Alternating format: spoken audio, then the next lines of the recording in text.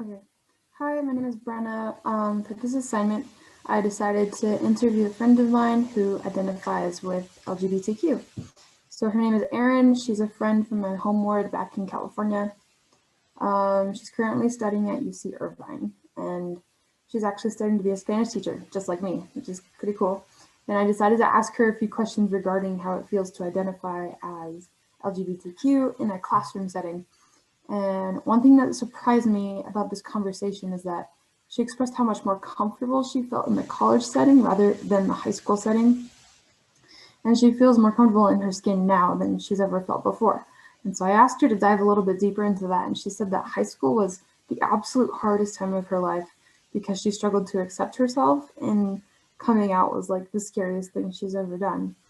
And when she finally did, she was surprised because her friends and family continued to accept her and love her. And with this support, she was finally able to accept and enjoy life while being herself. So this part of her story really did reinforce my core beliefs, and kind of like my religious beliefs, that just because someone identifies as LGBTQ doesn't label them as like a freak or a sinner. Like, she's still a human being. She still deserves to be loved like the child of God that she is.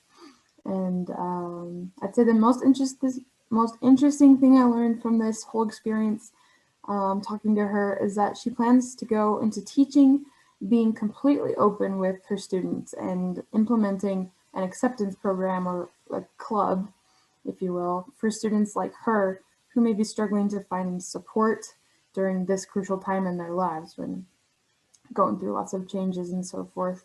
And I hope that, like, in my future as a teacher, I can find ways to successfully manage a classroom that promotes respect and kindness between all my students, regardless of their sexual orientation.